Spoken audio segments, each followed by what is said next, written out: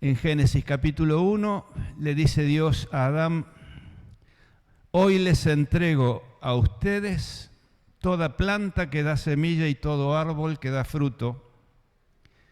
Todo esto les servirá de alimento. Y al instante se hizo. Mientras Dios admiraba la gran belleza de su creación, cayó la noche y llegó la mañana del sexto día. Dios entregó para administrar y le dijo al hombre que podía gobernar sobre la tierra, sobre los vegetales, sobre los animales, sobre lo que estaba sobre la tierra, en el aire y debajo en las aguas. Dios se lo dio a Adán, confiando en que Adán le obedecería para tener éxito. Pero todos sabemos la historia. Sabemos que el hombre pecó y juntamente con el pecado vino la degradación de ese hombre, porque Dios puso un velo entre el hombre y Dios. Si bien siguió gobernando, porque nada de lo que pueda hacer el hombre puede destruir el mundo. Quedémonos tranquilos. No hay guerra nuclear, no hay nada. Este mundo se va a terminar cuando Dios diga, se terminó. Y va a ocurrir algún día.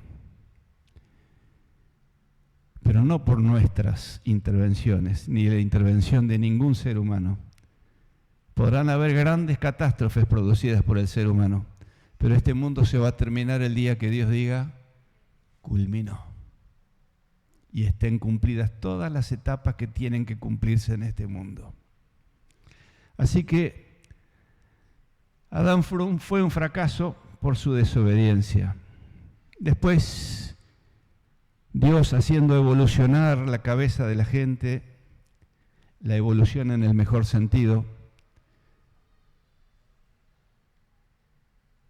buscó gente que le amara y encontró los patriarcas para guiar un pueblo elegido, un pueblo pequeñísimo comparado con las grandes ciudades y los grandes imperios que se levantaban cercanos a él. Era un pueblo muy pequeño, muy pobre, muy humilde, con el cual Dios quería mostrar su poder y su gloria. Y así pasaron Abraham, que como todos los que vamos a ver, eran hombres, eran seres humanos, que amaban, tenían fe en Dios, respetaban a Dios, pero tenían el problema del pecado original. Ese pecado que había entrado en el mundo por Adán, ya lo traían en su ADN espiritual. Eran pecadores y, como decimos en criollo, mostraron la hilacha rápido. Primero negando a su esposa como tal para salvar su vida, luego dudando de la palabra de Dios cuando le dijo que iba a tener una descendencia, y entre él y Sara desobedecieron, apuraron los tiempos de Dios, que a veces nos pasa a nosotros, ¿no? Queremos apurar los tiempos de Dios, solucionar las cosas que nos parecen solucionables por nosotros, y cometemos el mismo error que Abraham. Abraham, al cual Dios lo eligió, no fue un hombre perfecto, fue un hombre pecador como todos nosotros. De Isaac poco dice la Biblia, pero fue también uno de los patriarcas. Y luego del que habla mucho la Biblia es de Jacob. Por eso los judíos dicen somos hijos de Abraham, de Isaac y de Jacob. Es su orgullo. Es el origen prácticamente de la relación de Dios con los seres humanos. Y Jacob fue lo peorcito que tiene el ser humano. Fue lo que hoy llamamos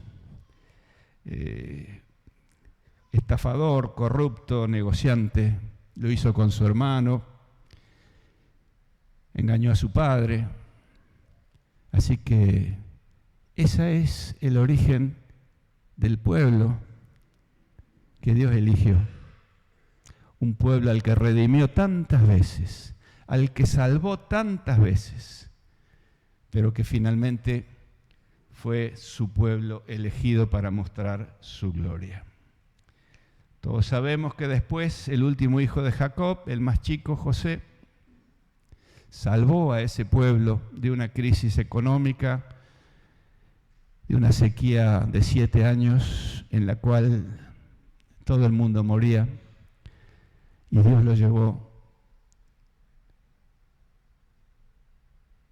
a un lugar en el que iban a ser esclavizados posteriormente, a Egipto. Pero Dios le permitió que en Egipto él mostrara la gloria de Dios en su vida y salvara de hambre a millones y millones de personas. Luego de José tenemos a Moisés. Ya estaba harto el pueblo de estar esclavizado y clamaba a Dios como clamamos muchas veces, como clamó Pedro cuando se estaba ahogando: Señor, sálvame. ¿Cuántas veces lo dijiste, hermana y hermano? Señor, sálvame, porque me hundo en este lodo, me hundo en este agua, me hunde esta situación. Y cuántas respuestas hemos tenido del Señor por su gran misericordia, ¿verdad? Otra muestra de su soberanía. Y aquí era Dios eligiendo en forma directa quiénes iban a ser aquellos que llevaban este testimonio, que llevaban adelante a este pueblo, quienes conducían y quienes administraban lo que Dios les daba. Y llegamos luego de ellos, Dios pone a los jueces. Llega Moisés primeramente, a quien Dios le da las leyes que debían cumplir. Y luego los jueces, por muchos años, aplicaron esas leyes y gobernaron al pueblo de Dios. Por allá en el libro de Samuel, capítulo 8, vamos a ver qué pasaba con estos administradores. El último de todos fue Samuel. Y los otros no habían sido mejores que Samuel. Pero fíjense qué pasó en los últimos días de Samuel, mejor dicho, en los últimos días del gobierno de Samuel con el pueblo judío. Dice Samuel tenía, el capítulo 8 de Samuel dice: Samuel tenía 2 hijos, el primero en nacer fue Joel y el segundo Abías. Cuando Samuel envejeció, puso a sus hijos, no le preguntó nada a Dios, pero él puso a sus hijos para que gobernaran a Israel. Pero los hijos de Samuel no eran como su padre, sino que cometían muchas injusticias. Si 2 personas peleaban por algo y los buscaban a ellos para ver quién tenía la razón, fíjense y hagan un parangón de lo que pasó antes y lo que pasa ahora. Ellos siempre ayudaban ¿a quién? A quienes le daba dinero. ¡Wow! Corrupción, ¿sí? Por eso todos los representantes de Israel, cansados, fueron a Ramá para hablar con Samuel y allí le dijeron: usted ya está muy anciano y sus hijos no son como usted. Es mejor que nos dé un rey como los reyes que tienen las otras naciones. En vez de mirar a Dios, buscar a Dios, pedir perdón y esperar en Dios, entraron a mirar cómo vivían las otras naciones y veían que todas tenían reyes con ejércitos que los defendían, no se fijaron de que estaban sometidos por esos reyes, porque antes era así el poder. Uno mandaba y todos obedecían, y el que no obedecía perdía la parte superior de su cuerpo. Ellos se fijaban que tenían reyes, y entonces le pidieron: es mejor que nos dé un rey como los que tienen las otras naciones. Samuel habló con los que pedían rey y les repitió lo que Dios le había dicho. Él consultó a Dios y Dios le dijo: deciles esto es lo que les pasará cuando tengan rey. El rey pondrá a los hijos de ustedes a trabajar en sus carros de guerra o en su caballería, o los hará oficiales de su ejército. A uno los pondrá a cultivar sus tierras y a otros los pondrá a recoger sus cosechas, o a hacer armas y equipos para sus carros de guerra. Ese rey que ustedes piden hará que sus hijas preparen perfumes, comidas y postres, y a ustedes les va a quitar sus mejores campos y cultivos. Les exigirá la 10ª parte de sus cosechas para dárselas a sus ayudantes y oficiales. También les quitará burros, esclavos, sus mejores jóvenes y los pondrá a su servicio. A ustedes todos los hará sus esclavos y además les quitará 1 de cada 10 animales de sus rebaños. Entonces se arrepentirán de haber pedido un rey. Pero Dios ya no se va a volver atrás. Ya no los escuchará respecto de ese tema. Y así comienza la era de los reyes. ¿Estoy aburrido o no? ¿Está más o menos? Bueno. Y el primer rey que Samuel elige por mandato de Dios fue Saúl. Y todos sabemos lo que pasó con Saúl.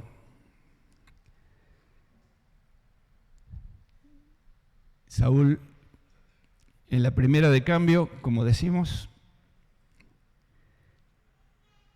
se mandó la peor que se podía mandar. Quiso hacerle obedecer a Dios sus deseos. Había una guerra y habían quedado con Samuel que se encontrarían en tal lugar para orar, para hacer sacrificios y pedir a Dios su intervención. Pero Samuel era quien tenía la relación con Dios. Él era administrador nada más, Saúl. Pero Saúl hizo locamente, como después le dijo Samuel, y se puso a ser de sacerdote. Y la función de sacerdote Dios tenía a otra persona elegida, que era Samuel. Y locamente has hecho, le dijo Samuel. Y ahí comienza la debacle de la vida de Saúl. Pecado tras pecado. Y cuando Dios elige a su sucesor, él, en vez de entregar buenamente el mando, lo persiguió para matarlo, pensando que él podía modificar lo que Dios establecía. Y persiguió a David por todos lados. Pero otra vez la gente clamaba, alabando a David, diciendo: Saúl mató a los unos, pero David a los 10.000. La gente quería otro rey, pero quería rey. Y entonces Dios, que generalmente deja que nos golpeemos con las piedras, les permite tener otro rey. Un rey maravilloso, un rey que la Biblia nos dice que era según el corazón de Dios. Sin embargo, fue un rey que hizo muchas cosas desagradables. Lo característico de aquel que tiene poder lo llevó a David a tratar de satisfacer sus placeres cuando vio a Betsabé y la quiso para sí, no siendo de él. No solo que cometió el pecado carnal con Betsabé, de la cual después le nace un hijo, sino que manda a matar al frente de batalla a su esposo, un fiel general de su ejército. Lo traicionó como jefe. Como comandante en jefe de su ejército, mandó a matar a su general más preciado para tener su mujer. Y lo mató no porque no lo quería, sino para cubrir su pecado. Desaparecido, este hombre, él sentía como que estaba cubierto su pecado. Pero el profeta vino y le dijo: eres tú el que se comió la oveja ajena y Dios te va a castigar. Y vaya cómo lo castigó. Y así pasaron una cantidad de reyes, muy pocos buenos, muy pocos que hicieron lo que Dios quería, que buscaron la ley de Dios, que buscaron cumplirla. Y llegó el momento en que Dios se cansó tanto que decidió cambiar. Y así como habían estado esclavos en su nacimiento,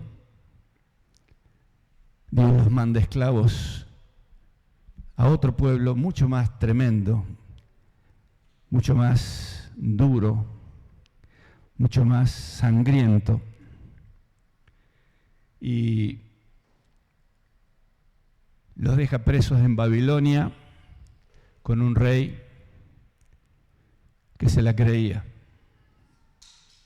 Pero dice que Dios, ese es mi siervo. ¡Wow! No tenía nada que ver con el pueblo, pero era el siervo de Dios. ¿Por qué? Por lo que dijimos al principio, Dios es soberano. Hay cosas que no nos explicamos, pero Dios es soberano. En la historia antigua vimos cómo Dios salvó de cantidad de enemigos al pueblo suyo, porque Él era soberano y Él era poderoso y Él no tenía a nadie a quien temer y todo el mundo le debía obediencia. Pero Dios lo manda y este hombre los tiene castigados, los tiene bien, lamentablemente, bajo el imperio de él, como sirvientes, como servidores. Y en su locura, este hombre piensa que es el más grande de todos. Recibe alabanzas de todo el mundo. Y todos los pueblos de alrededor, todos los pequeños imperios que él había tomado y que había puesto bajo su mando, lo alababan y le decían que era el mejor de todos. Pero Dios, no quiero leer todo para no ocupar tanto tiempo, Él tiene un sueño de un gran árbol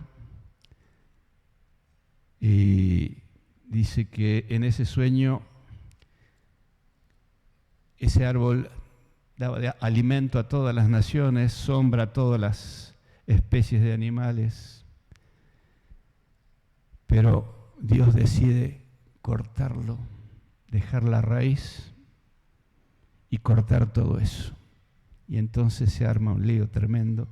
Y Él pide que adivinen ese sueño a alguien. Nadie pudo hacerlo salvo el que Dios le envió. Y entonces Daniel le muestra que Dios había dado por finalizado provisoriamente su vida porque él creía ser como Dios. Hizo una estatua, mandaba que lo adoraran. ¿Y se acuerdan? Los 3 jóvenes que no quisieron adorarlo fueron enviados a un horno de fuego, del cual Dios los salvó. Pero él seguía insistiendo en que él era Dios, hasta que Dios le manda una locura y un castigo. Y lo relata el rey más o menos un año después, dice Daniel capítulo 4, el rey andaba paseando por su palacio y dijo: qué grande es Babilonia. Yo fui quien la hizo grande y hermosa para mostrar mi poder a todo el mundo. Pero, fíjense el verso 31, dice: todavía estaba hablando el rey cuando se oyó una voz del cielo que le dijo: Rey Nabucodonosor, a partir de este momento dejarás de ser rey. No vivirás ya entre la gente, sino que vivirás 7 años entre los animales. Comerás hierba del campo como ellos, hasta que reconozcas que el Dios Altísimo es el único rey del mundo. Solo Dios puede hacer rey a quien Él quiere que sea rey. Estas palabras se cumplieron inmediatamente y el rey dejó de vivir entre la gente, comía pasto como los toros y se bañaba con el rocío del cielo. Sus cabellos parecían plumas de águila y sus uñas parecían garras de pájaro. 7 años le duró esta locura. Y él mismo da testimonio, y fíjense lo que dice: al cabo de los 7 años, yo, Nabucodonosor, dejé de estar loco. Entonces levanté los ojos al cielo y le di gracias al Dios Altísimo, que vive para siempre. Fíjense lo que tuvo que hacer. Lo alabé y dijo esta oración. Verso 35, 34, 35 al 36. Tu poder, le dijo Nabucodonosor a Dios, durará para siempre y tu reino no tendrá fin. Ante ti nada podemos hacer los que vivimos en la tierra. Tú haces lo que quieres con los ejércitos del cielo y con los habitantes del mundo. Nadie puede oponerse a ti ni hacerte ningún reclamo. Terminada la oración, miren lo que pasa. Dice, verso 36, tan pronto como dije esto, sané de mi locura. Cuando el hombre se ubica delante de Dios, Dios despierta lo que el apóstol Pablo llama una conciencia renovada. Dice, tan pronto como dije esto, sané de mi locura y recuperé la grandeza de mi reino. Volví a ser el mismo de antes. Todos mis consejeros y jefes de mi reino vinieron a servirme y llegué a ser más poderoso que antes. Por eso, termina diciendo, alabo y adoro al Rey del cielo, pues todo lo que Él hace está bien hecho. Él es un Dios justo, que humilla a los que son orgullosos. Lo digo yo, el rey Nabucodonosor. Faltó decir que viví la experiencia de la humillación. El que se ensalza será humillado, dice la Biblia. Este hombre que no era judío, pero que Dios lo había puesto para que sometiera a su pueblo en una forma de castigo, recién cumplió con su cometido cuando Dios le devolvió la conciencia. Y no hay mucho más para decir. en cuanto a la historia, todos conocemos la historia del pueblo de Israel. Todos nos conocemos a nosotros mismos. ¿Y qué tiene que ver esto con nosotros? Vayamos a Apocalipsis, al final de la historia. Apocalipsis, el capítulo 1.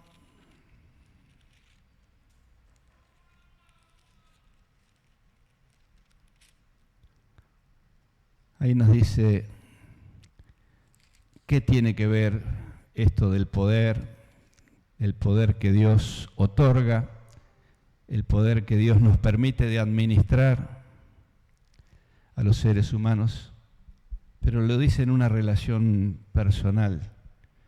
Capítulo 1, versos 5 y 6 dice: podemos confiar que Jesucristo nos ama y dice la verdad acerca de Dios. Él fue el primero en resucitar y también el que gobierna sobre todos los reyes de la tierra. Por medio de la muerte de Jesucristo nos ha perdonado nuestros pecados. Además, Cristo, fíjense lo que dice, nos permite gobernar como reyes y nos ha puesto como sacerdotes al servicio de Dios, su Padre. Por eso alaben todos a Jesucristo como lo hemos hecho hoy, y que solo Él tenga todo el poder del mundo. Como primera conclusión en esta noche, Dios nos permite ser lo que no le permitió ni a Saúl ni a David: ser rey y sacerdote. Dios vuelve a unir las dos cosas para que en forma personal seamos las dos cosas. Seamos sacerdotes ante Dios, con todos los requisitos que tiene un sacerdote delante de Dios, con el respeto que tenemos que tener ante Él y sus designios, y Él nos da el poder de gobernar. ¿Qué cosa gobernamos? Nuestra vida, nuestras familias, nuestras finanzas, nuestro trabajo. Eso Dios nos permite gobernar, porque todo es de Él. Si lo tenés, hermana o hermano, dale gracias a Dios. Y pedile sabiduría para poder gobernar lo que Él te ha dado como rey, y como sacerdote, búscalo todo el tiempo. Para cada decisión. Ratifica en el capítulo 5, dice: solo tú mereces, capítulo 5 de Apocalipsis, versos 9 y 10. Dice que todos ellos cantaban esta nueva canción: solo tú mereces tomar el libro y romper sus sellos, porque fuiste sacrificado y con tu sangre rescataste para Dios a gente de toda raza, idioma, pueblo y nación. Hay gente rescatada de toda cultura por Jesús. Los hiciste reyes y sacerdotes para nuestro Dios. Ellos gobernarán la tierra. Entonces, Dios nos da el poder de administrar la relación con Él como sacerdotes y la relación con los otros en el mundo, administrando lo que Él nos da. Hagámoslo bien. En segundo término, en Timoteo, 1 Timoteo capítulo 1, verso 15,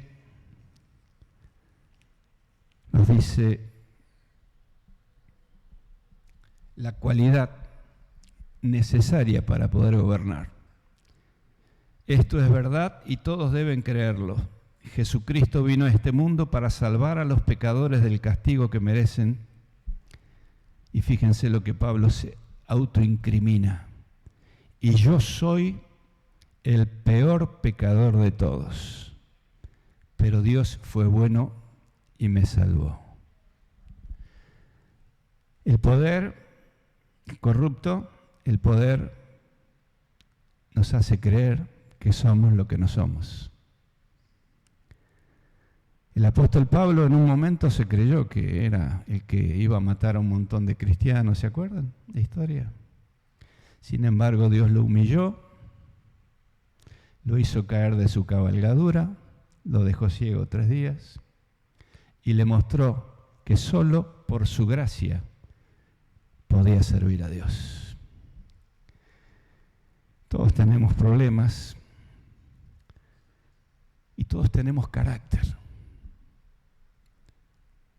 Pero Dios nos pide que dentro de ese carácter esté perfectamente viviente en nosotros la humildad.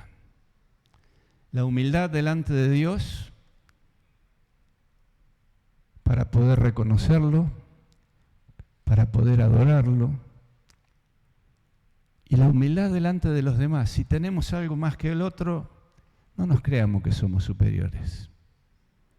Porque es por gracia de Dios que lo tenemos. Y si tenemos menos, no seamos envidiosos del bien del otro. Seamos buenos administradores de lo que Dios nos da. Porque estamos administrando lo que no es nuestro. Cada mañana cuando ahorita amanece y decimos gracias, Señor, por ver la luz de un nuevo día. Porque ni eso somos dueños. Y cada vez que podemos cobrar la jubilación decimos gracias, Señor, porque nos permites vivir otro mes con esto. Y cada vez que Dios nos bendice con algo, decimos gracias, Señor. Pero no me imiten a mí, ni lo imiten a Pablo, como él decía, que lo imiten a él como él imitó a Cristo. Era una manera de decir, imiten a Cristo. Seamos humildes. Porque no somos nada. Como dice la Biblia que somos, como la hierba. Hoy estamos verdecitos, florecientes y mañana hemos desaparecido. Aprovechemos el tiempo, adoremos a Dios y seamos sensatos de ser agradecidos.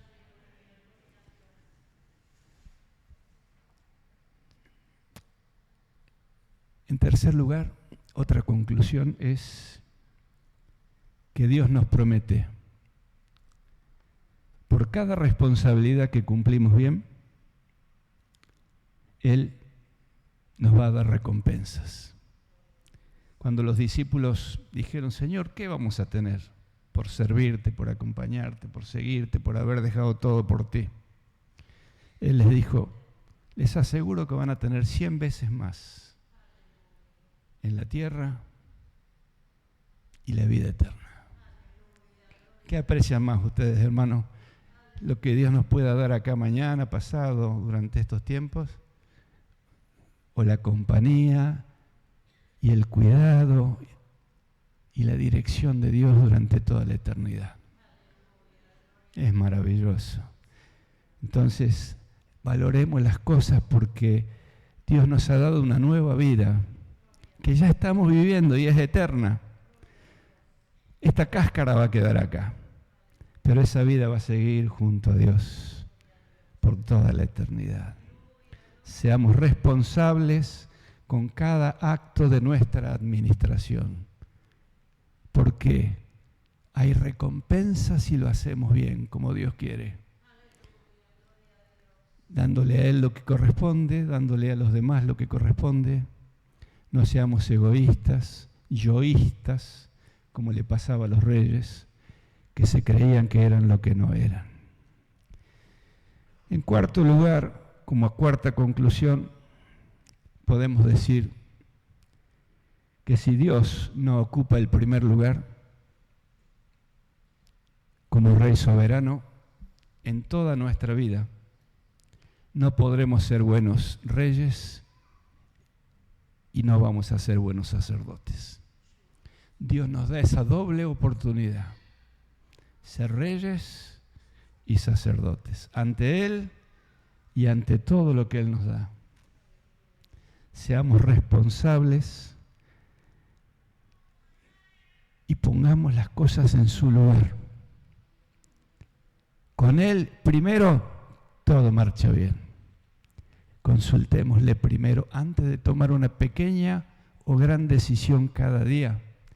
Cuando tengamos un examen, cuando tengamos que afrontar cualquier emergencia, cuando tengamos una dificultad o cuando tengamos una expectativa nueva por delante, pongámosla en manos del Señor y esperemos su respuesta.